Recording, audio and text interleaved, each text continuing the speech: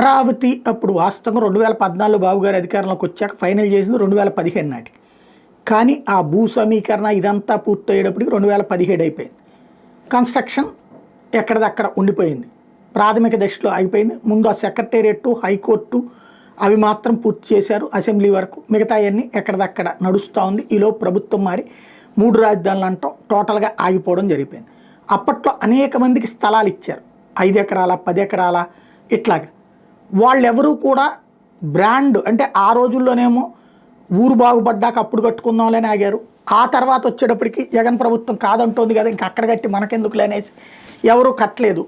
అట్లాంటి వాళ్ళు ఇప్పుడు 58 సంస్థలకి మళ్ళీ 2019లో ఆపేసినటువంటి కన్స్ట్రక్షన్ ఆపేసినటువంటి వాళ్ళందరికీ టోటల్గా 130 ప్రభుత్వ ప్రైవేట్ సంస్థలు అప్పట్లో 1135 ఎకరాలు తీసుకుంటే కొన్నింటికి ఉచితంగా ఇస్తే మరికొన్ని సంస్థలకు 33 ఏళ్ల నుంచి 60 ఏళ్ల లీజు ప్రాతిపదికన ఇస్తే ఆనాటి ఒప్పందాలని పరిశీలించి ఇప్పుడు కొంతమంది ఇక పెట్టలేమన్న వాళ్ళని వదిలేసి పెడతామన్నటువంటి వాళ్ళు 58 సంస్థలకి మళ్ళీ పునరుద్ధరించారు. అంటే 5 ఏళ్లలోపో 10 ఏళ్లలోపో పూర్తి చేయాలంటారు కదా, ఆ టర్మ్ పూర్తి అయిపోవడం వల్ల అయిపోయిన వాళ్ళకి లేదు కట్టుకోండి అని ఇస్తున్నారు.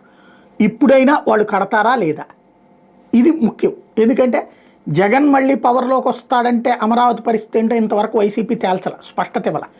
కాబట్టి ఇప్పుడు అక్కడ కడితే రేపు పొద్దున మళ్ళీ ప్రభుత్వం మారిందంటే ఇక్కడ కాదంటే ఏంటి అనేటటువంటి భయం ఉంది. కాబట్టి ఇది వీళ్ళైతే మేము కడతాం అన్నారు అన్న వాళ్ళకి ఇచ్చారు. ఇప్పుడు 58 మందికి కూడా ముందు అందరూ కన్స్ట్రక్షన్స్ బిగిన్ చేసేసి పూర్తయితే అదొక తృప్తి ఉంటుంది అక్కడ.